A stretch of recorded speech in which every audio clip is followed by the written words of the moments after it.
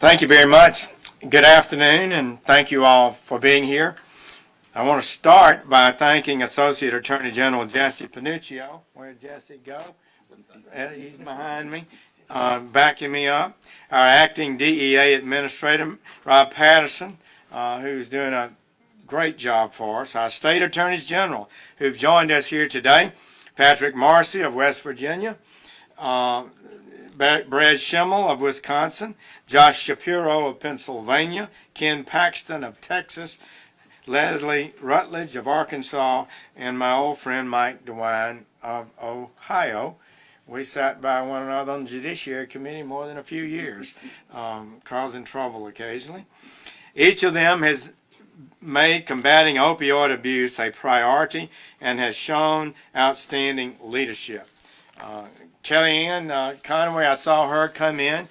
She's a coordinator for the President and the White House on these issues. She brings a real force and strength and excitement to this effort. And Kellyanne, we're really glad you could come by. Actually, she comes to all of our events. She cares about this. She knows this issue and is contributing significantly.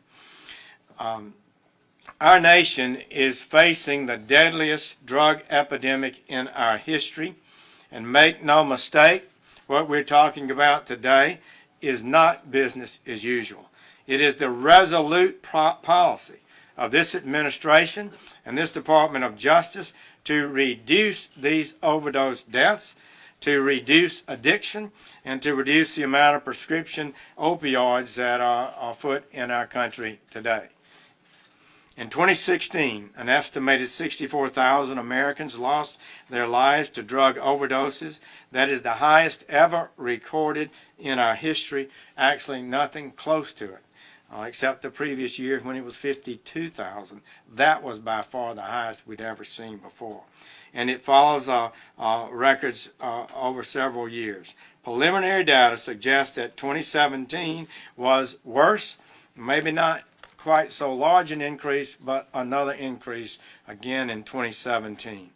The vast majority of these deaths are the results of opioids, prescription painkillers, heroin, and deadly new synthetic drugs like fentanyl.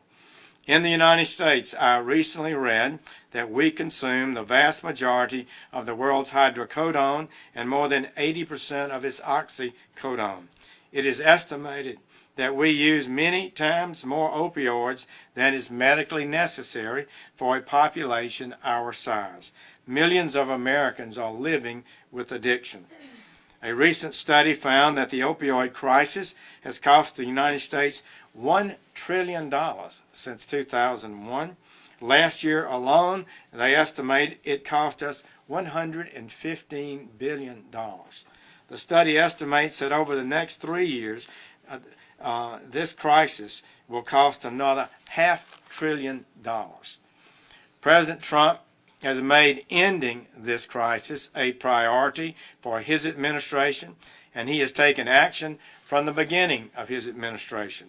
Under his strong leadership, the Department of Justice has taken historic new actions to reverse the rising tide of addiction and death. In July, we brought charges against more than 120 defendants, including a number of doctors, for crimes related to prescribing or distributing opioids and other narcotics. Last week, a week later, I announced the seizure of the Alpha Bay, the largest criminal darknet marketplace in history.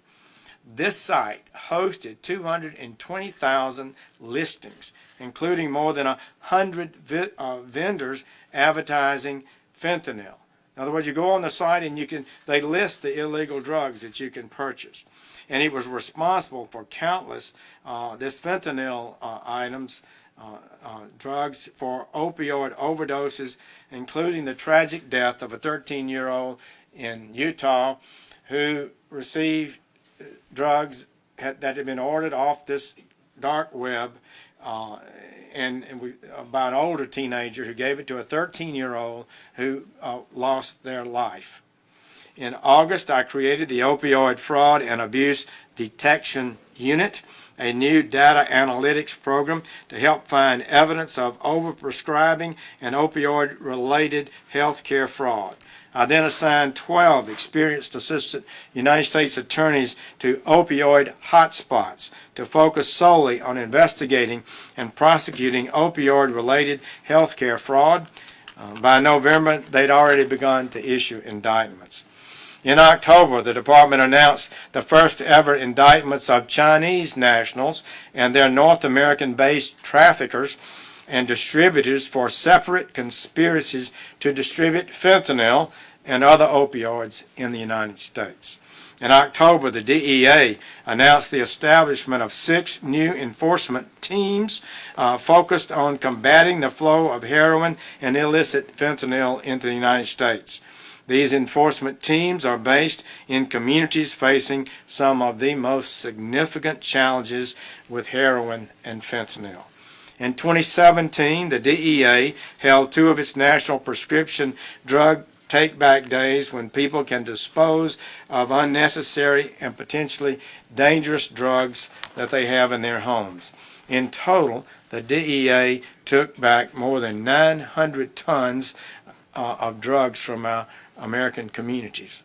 In November, I ordered each of our 94 United States attorneys throughout the country to designate an opioid coordinator within their office, someone to customize our anti-opioid strategy in each one of these districts. Last month, I announced a new resource to target traffickers by our FBI. For the traffickers who sell drugs online through the dark net and other ways. We call it J-Code, the Joint Criminal Opioid Dark Net Enforcement Team. The J-Code team will coordinate efforts across the FBI's offices all around the world, bringing together DEA, our Safe Street task forces, drug trafficking task forces, healthcare fraud special agents, and other assets, effectively doubling the FBI's investment into online drug trafficking. Also last month, I announced a 45-day surge of DEA special agents, diversion investigators, and intelligence research specialists to focus on pharmacies and prescribers who are dispensing unusual or disproportionate amounts of drugs. Rob, thank you for your effective leadership in that. Earlier this month, the DEA placed all fentanyl analogs not already regulated by the Controlled Substances Act into Schedule 1, the category for substances with no medical use, for at least 2 years. This makes it harder for people to acquire illicit fentanyl and easier for law enforcement to investigate and prosecute drug traffickers. Today, I'm announcing our next steps. First, the department has hired an experienced federal prosecutor to lead our anti-opioid efforts, Mary Daly. Mary, are you up here? Right here. Mary previously served as an assistant U.S. attorney in the Eastern District of New York and in the Eastern District of Virginia, where she supervised the narcotics unit and was the opioid coordinator. Over her 13 years as a federal prosecutor, Mary has focused on the prosecution of transnational drug trafficking organizations. Mary will serve as director of our opioid enforcement and prevention efforts. She will help us formulate and implement initiatives, policies, federal grants, and programs related to opioids and coordinate these efforts with law enforcement. Second, we are attacking this crisis at its root, the diversion and overprescription of opioid painkillers. Today I'm announcing the Prescription Interdiction and Litigation Unit, PILL as we call it, Task Force. The PILL Task Force will focus in particular on targeting opioid manufacturers and distributors who have contributed to this epidemic.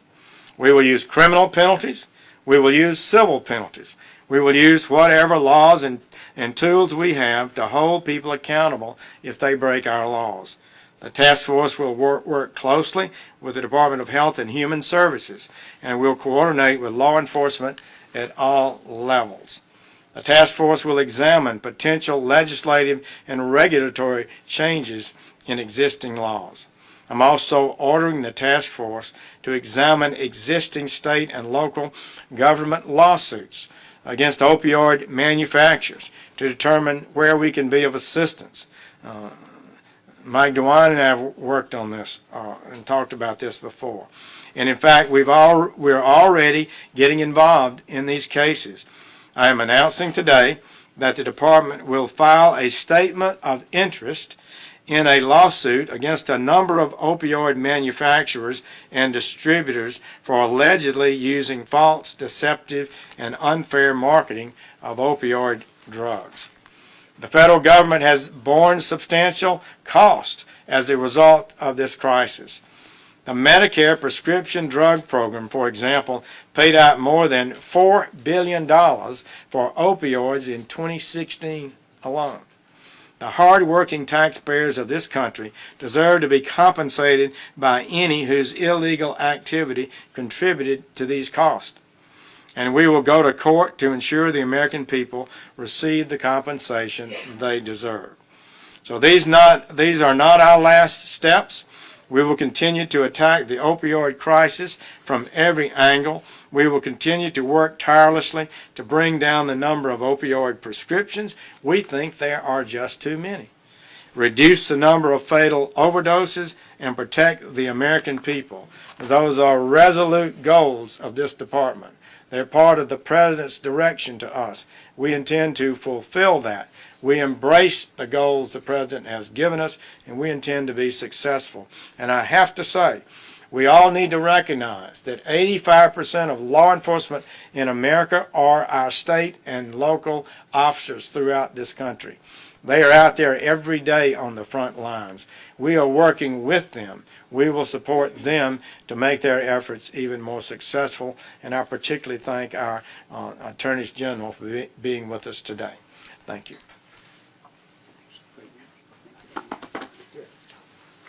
Mr. Attorney General, thank you very, very much. This is great news. Thank you for your commitment to helping us deal with this problem. This opioid epidemic is having a great toll in the state of Ohio. We're losing about 15 people every single day. Our children's services are overflowing with kids because half of our children in foster care are there because one or both parents are drug addicts, and I could go on and on. But thank you specifically for two things. One, for understanding what has happened in regard to fentanyl. This epidemic has started with the pain meds, it's moved to the heroin, now we're into the fentanyl. And at least in Ohio, it is the fentanyl that is keeping the deaths up. We are seeing some great work at the local level in conjunction, frankly, with the DEA, in conjunction with the FBI, and we're making progress. But the fact that fentanyl is so lethal, so deadly, and it's being mixed into cocaine, it's being mixed into heroin, and the users have, frankly, no idea, the quantity that they are taking, and that's why our deaths are so far up. So thank you for the focus on that. Thank you. Thank you for your understanding of the origins of this problem, and thank you for your administration's focus in regard to the manufacturers of these drugs. We now have 14 states that have filed lawsuits against the drug manufacturers. And the fact that you would file as party of interest is, frankly, I think, a game changer and is very, very significant. The facts are that about 20 years ago, drug manufacturers decided that they wanted a much bigger market.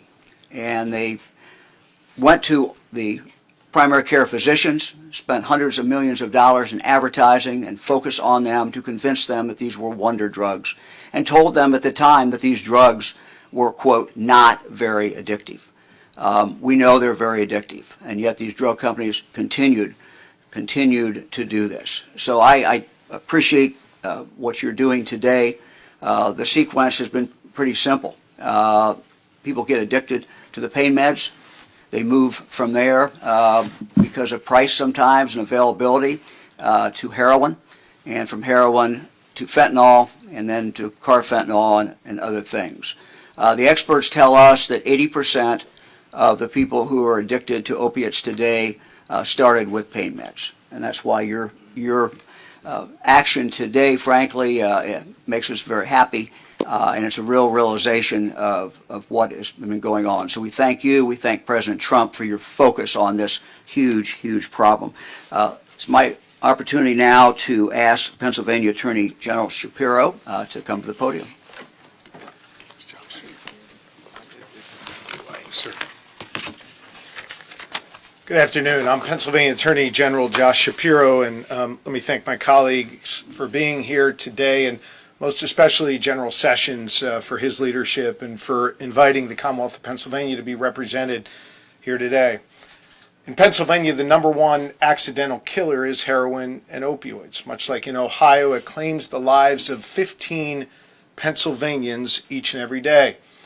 In our 67 counties, no one is immune.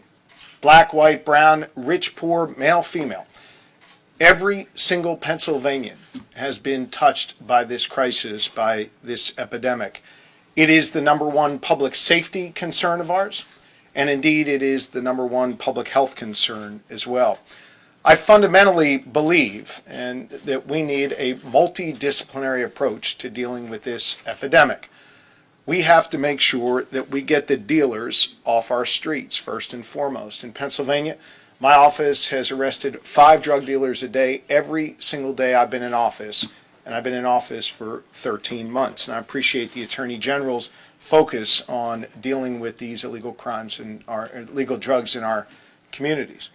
But in addition to that, we recognize, as the Attorney General spoke about earlier, the importance of focusing on diversion. And in my time in office, we've increased our diversion arrests. That's a doctor, nurse, a healthcare provider diverting a legal prescription drug for illegal use. We've increased diversion arrests by 72% in my time in office. But we also recognize that collaboration is key. Through our state and local drug task forces, we've made 7,000 arrests in 2017. We've partnered with other attorneys general, like in New York and West Virginia, to deal with the flow of illegal drugs throughout our communities. And we've had tremendous success working with our great partners at the Department of Justice, at the FBI, the DEA, and others, and in particular, the 3 U.S. attorneys in Pennsylvania. That's why I'm here today, because I fundamentally believe that collaboration is key.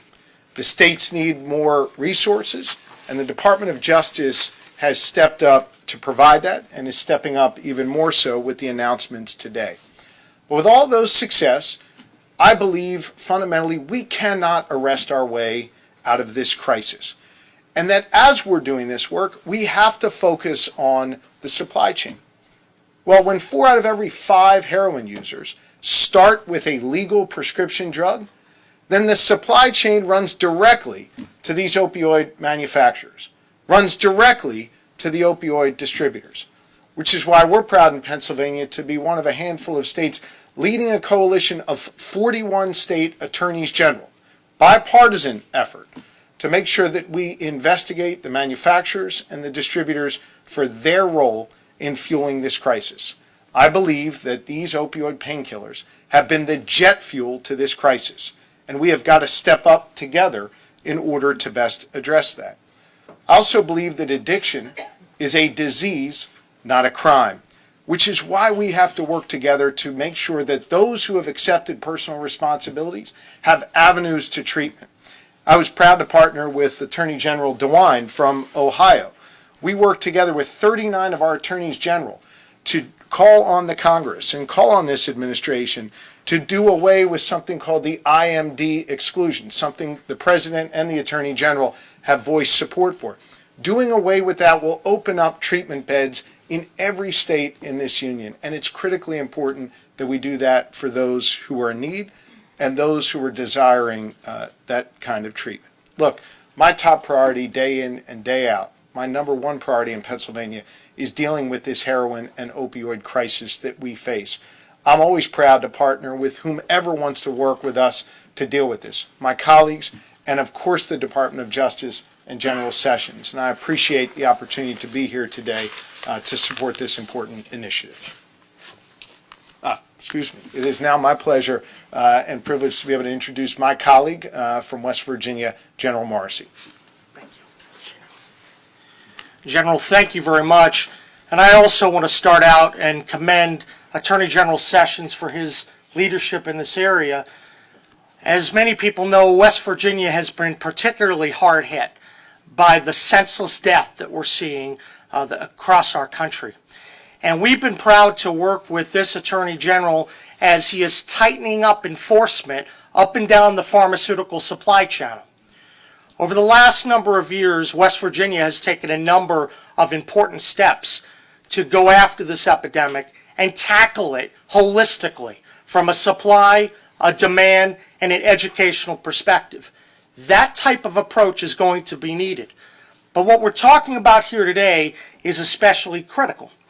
Because right now, the pharmaceutical supply channel system is fundamentally flawed and needs to be changed. There are too many financial incentives that are in place in the system that have caused a spiraling out of control number of pills to land in all of our states. That has to end. And the only way that we're going to bring that to an end is by working together between local law enforcement, state, and on the federal side to put systems in place that not only bring accountability to manufacturers, wholesalers, pharmacies, physicians, anyone who violates the law, but we have to change the underlying policies that have actually led us to this point. We know that government has been an important part of the failure over the past 15 or 20 years. That has to come to an end. I was pleased to work with 37 state attorneys general when we started to go into the root causes of some of the improper financial incentives that ensures that opiate products are prescribed, I think, at a much higher rate than what anyone would like. We need to promote non-opiate alternatives, and we need to make sure we get this pill crisis under control because, as Attorney General Sessions and others have indicated, pills remain the principal pathway to heroin, to fentanyl, carfentanil, elephant tranquilizer, these powerful products that steal generations of lives. In West Virginia, we created the first ever substance abuse fighting unit, and we've been working to try to attack this problem, educating kids in the schools, working within the community, building strong community networks in an effort to try to change people's heads and people's hearts. But make no mistake about it, we also need treatment. And I'm hopeful that through a lot of the enforcement work that's going to occur collaboratively with states and the federal government, there will be those resources to ensure that another generation isn't lost to this terrible tragedy. I'm pleased to be here today, and I know we have a lot we're going to be working on with you and other state attorneys general over the upcoming months and years ahead. Thank you very much. It's now my pleasure to turn the microphone over to Attorney General Brad Schimmel of Wisconsin. Well, good afternoon. I, too, would like to thank Attorney General Sessions and President Trump for their commitment to working at this truly nationwide problem. All the things that have been said by my predecessors that have been, or my colleagues that have been before me today, could be said about Wisconsin, too. Number one cause of accidental death, the pathway from prescription painkillers to heroin, and then fentanyl in our states. Just last night, a few miles from my home in Wisconsin, 2 sheriff's deputies had to be administered Narcan to revive them from an inadvertent overdose while they were searching an automobile during a traffic stop. This is happening, and it's the impacts are spreading into so many areas of our lives. The concern is everywhere. In past, we have approached drug problems with a supply side attitude. We go after the supply side, and then we don't address the demand side. And the problem doesn't go away. It shifts the sources of the drugs. They change to a different drug, but we don't resolve the problem. I'm proud that nationwide, state attorneys general are working collaboratively and along with the federal government to address not just the supply side, but the demand side. And like the other states have talked about, we're arresting many drug dealers. In the last year, we've had great cooperation with the federal government. Local, state, and federal authorities in Wisconsin have removed many pounds of heroin, methamphetamine, cocaine, fentanyl from our streets, recovered millions of dollars in drug profits, and locked up many dozens of high-level drug traffickers. We're breaking up these networks, but they'll keep refilling unless we focus on prevention and treatment, which we are now as a nation. And I'm proud of the work that we're all doing collectively. We recognize that this is a bipartisan issue and that everyone's in this together. So thank you very much. And it's my privilege to introduce my colleague from the great state of Texas, Attorney General Ken Paxton. Appreciate it. Well, thank you all for being here today. I would hazard a guess that almost everybody in this room has been affected by this crisis, either with your own family or with a friend. And I can tell you, I come here speaking from personal experience. I've had family members that have been affected by this. And I so wish these efforts had come sooner, because I see the devastation in my own family, the seeing somebody young having their lives so affected, ending up homeless at times and struggling. It would have been so much better had we affected this crisis so much sooner. And if you haven't had a family member, you might be like me, where you've had friends affected by this, and to see the anguish in the face of a mother who's lost her son, her 23-year-old son, and face her and not know what to say to her and wonder why we haven't dealt with this sooner. It's very difficult. And as she lives through her days and lives through holidays without her son, without her 23-year-old son, without getting to experience another birthday, I've become even more grateful that this group of people is here today to do something about it. And I hope that you all will spread the word. And I want to thank this administration, General Sessions, and the Trump administration. I want to thank my colleagues, because this is truly, in a time where it seems like we have so much difficulty agreeing on issues, whether here in Washington or in our own states, this is an issue that we can all get behind and care about, because we all know that this matters, that we can save lives, and that we have to save lives, because I shouldn't have to tell another story like this, nor should any of you. So thank you all for being here, and let me take this opportunity to introduce my colleague from the great state of Arkansas, the Attorney General, General Rutledge from Arkansas. Thank you. Good afternoon. Attorney General Sessions, thank you for your leadership, sir. Thank you to the President's leadership in addressing this issue. From early on in his administration, the President tackled this from the forefront, naming this opioid epidemic a public health emergency. And that's exactly what it is, and exactly why we're here today. This is a multifaceted problem. It's going to take multifaceted solutions to solve it. There is, unfortunately, no silver bullet that we can fire at this problem to stop it. It's going to take education, treatment, and enforcement. All of those things working together. As you've already heard today, but let me reiterate, the opioid epidemic, it hits every single family, every single community across our state and across our nation. It doesn't care if you are black, white, Hispanic, rich, poor, educated, uneducated, what neighborhood you live in. This epidemic hits every single family and every single community. Too often, we have all met with family members who've lost loved ones, just as you've heard. But I think what we must address now, what we're talking about, is the face of the drug dealer. The face of the drug dealer has changed.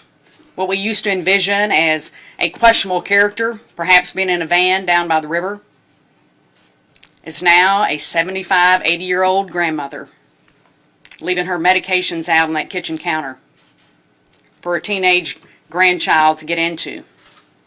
And maybe it's that granddaughter that tore her ACL during a soccer game, who's been prescribed 30 prescription pain meds and has taken them to school. So the face of the drug dealer has changed, and we must address that. Address it through education, like the Prescription for Life program I launched in Arkansas, through prescription drug take-back to get people to clean out those medicine cabinets from their own homes, clean out those counters, and also through treatment of those with addictions and enforcement, just like what we're talking about today in this federal and state partnership. It's going to take every single one of us working together to curb and to stop this epidemic that is literally killing our families and friends. It is an honor to be here today to be working side by side the Department of Justice and President Trump's administration to address the opioid epidemic. It's now my honor to bring up Attorney General Sean Reyes from the state of Utah. Thank you. Good afternoon. Thank you so much, General Sessions, to you and your team for your leadership. We appreciate that greatly, as well as for the leadership of the Trump administration, Kellyanne Conway and their whole team. You know, because I wasn't introduced officially at the beginning, they told me I have an extra 2 minutes to speak right now. And I can say this, I know that every single one of my state AG colleagues could stand up here and tell stories similar to the ones that you've heard. It's an issue that's so important to all of us. But being the last in line of 5 or 6 state AGs reminds me of the old adage, everything important's been said, but not everyone important has said it. And so I don't know if I'm important, but I know the voice of Utah is important. I wanted to share with you some of the things that we've done. I was asked specifically to talk about state-federal partnerships and how they can work well together. You know, like everywhere else in the nation, far too many Utahns are dying every single day from opioids. And like everywhere else in the nation, it is not a partisan issue. It's not a Republican or Democrat issue. It's a humanitarian and people issue. As has been said, it affects everyone of every background, race, age, gender orientation. And so in Utah, we have worked extremely well together with our partners at the county, city, and particularly the federal level. I have the privilege of co-chairing the Utah Opioid Task Force along with the greatest district agent in charge of the Drug Enforcement Administration, Agent Brian Besser. Never worked with a better federal partner. He co-chairs that with me, and in a short 2 years, we have been able to further so many of the initiatives, many of which are similar to those that have been talked about. One of those is the DEA 360 program. Pleased to announce that recently Utah was selected as the first state to receive such valuable resources from the Department of Justice and the DEA. Many other cities have received that benefit before, but Utah, because we're approaching this holistically from our entire state perspective, was chosen. And the mission of the DEA 360 program is to layer on resources on top of everything that many in our communities have been doing throughout the nation for years, trying to address this issue. That is concerted law enforcement efforts together. We support many different law enforcement initiatives, and as was mentioned by General DeWine, particularly illegal fentanyl tableting. That's something that is just becoming, if you look at the profit margins from that, with a few $1,000s of investment in fentanyl, you can sell that for tens of millions of dollars illicitly. And so we continue to work closely with our partners at the federal level on that. Education, the DEA film, Chasing the Dragon, has been a wonderful educational tool for us, as well as a film by Utah filmmaker Jenny McKenzie called Dying in Vain that I would commend to all of you, a Sundance film. And we've used that to educate faith leaders, educators, and people of every different background in rural communities and urban communities, and that has been a tremendous effort. And then finally, diversion, working with everyone from wholesalers, pharmacies, prescribers, the rehabilitation community to try to make sure that we get the needed resources to those who are afflicted, those who are suffering from this threat. A couple of points that I wanted to highlight: successes, working together as federal and state agencies. We increased our drug take-back program by 364% under Agent Besser's tenure over the last 2 years. So just in this last year, I think it was about 33,671 pounds of drugs dropped off at our drop-off sites and points. And then briefly, let me highlight 2 other things that we've been able to work together in addition to all of the bills that we've passed and legislation that's currently being debated, and many other outreach programs, getting naloxone available through law enforcement and through businesses and the private sector. These 2 things are: one, a Safe UT app, which parenthetically has helped us intercept since 2016 86 different threats of school violence. And so this app is a tool free for everyone in Utah to download to be able to report, particularly for our youth in school and students, incidents of violence at school or threats. But also, and this is the magic of this app, and we've had tens of thousands of interactions with young people who may be suffering or may be dealing with depression, they may be cutting themselves, they may be victims of abuse, of human trafficking, but also they may be in the grip of addictions.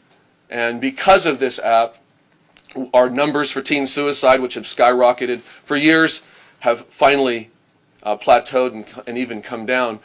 And also we have been able to intercede in a number of cases of addictions, getting resources to students and youth throughout our state. 24/7, the app is manned by therapists from the wonderful University of Utah Neuropsychiatric Institute who will stay online with young people or anyone who, again, are dealing with, and many people are dealing with the darkness of addiction, and they will stay with them until they can get them into a position of feeling like there is some hope and there are resources. The other thing that I wanted to mention briefly, working through the State Opioid Task Force, has been passing a bill to create a three-digit number similar to 911, whereas we all know 911 for physical emergencies. 311, or we're using a different number, will have the ability to let Utahns for behavioral, mental health, addiction issues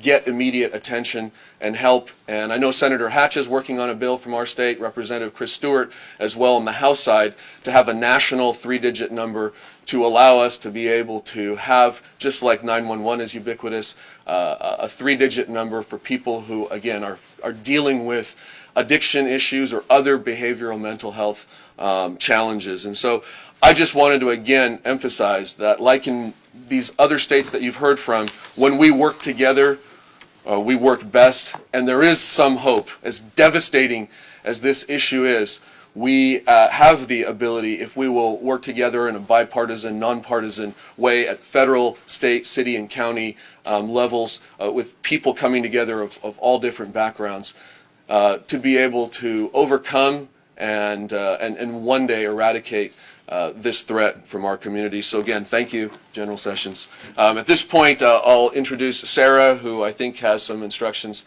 for the Media Corps. All right, we'll take a few questions. We'll start with Catherine. Attorney General Sessions, thank you for taking my question.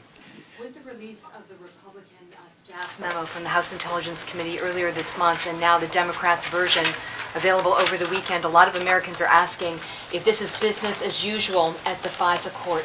Will your department investigate, and if the evidence is there, hold FBI and Justice Department officials in contempt?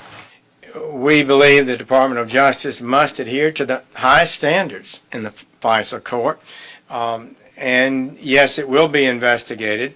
And I think that's just the appropriate thing. The Inspector General will take that as one of the matters he'll deal with. Sarah? Yes, Attorney General, can you explain how this task force is going to hold manufacturers and distributors accountable in a way that the Justice Department hasn't been able to up to this point? Is it partly because of the law that Congress passed that restricted the ability of the DEA to hold them accountable? Can you? We don't think that law will hamper us in any significant way. States have stepped forward very aggressively. We are filing a statement of interest, expect to, that will be supportive of much of what they intend to do. We will also look to see what other civil actions that we can undertake in the department.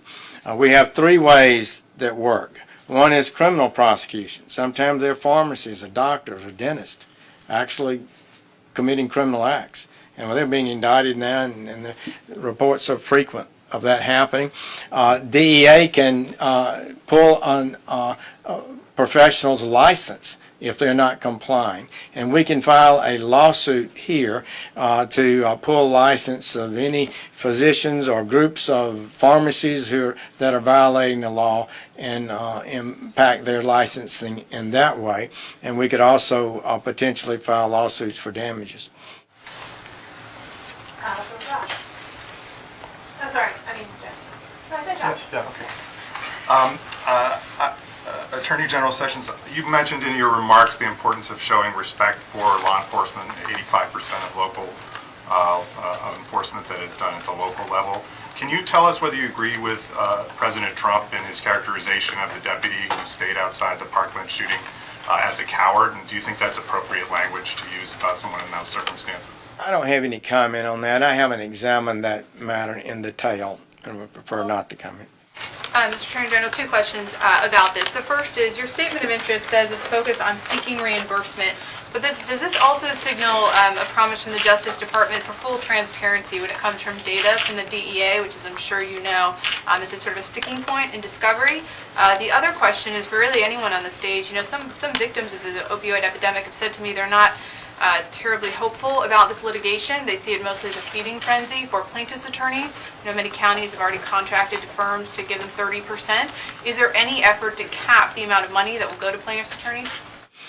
That was a lot of questions on that. Transparency for DEA data and how much money will on the plaintiffs' attorneys DEA data, we are looking at that very hard. I've instructed our attorneys in the last several days, actually, to make sure whatever we can produce for them, we know we can produce, let's do it now. And if there are areas that need additional research before it's revealed, we should do that. We can get busy about it. This is and can impact people's private medical records, which are prohibited by law from being provided in inappropriate ways. So we've got to comply with the laws, but we're going to be as cooperative as we can. And so I don't know about the legal fees. States have made their own decisions about that, I suppose. If they've contracted already, they have not consulted with us. Any litigation we undertake will be by Department of Attorneys. All right, last question to Sarah in the back. Oh yeah, hi, Attorney General Sessions. You spoke earlier this morning at the conference with State Attorneys General about banning bump stocks, but there's been talk of other possible solutions to deal with gun violence recently, arming teachers, raising the age at which you can buy a firearm. Do you support one or more of those proposals, and what would you like to see going forward?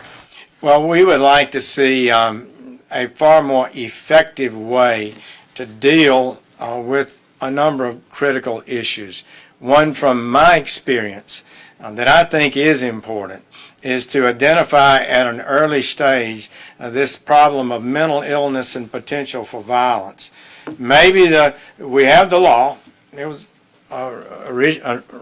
originally declared by Judge Frank Johnson from Alabama, a great civil libertarian judge and civil rights judge, but he said before you can detain somebody and put them in custody, they either have to be a danger to themselves or to someone else.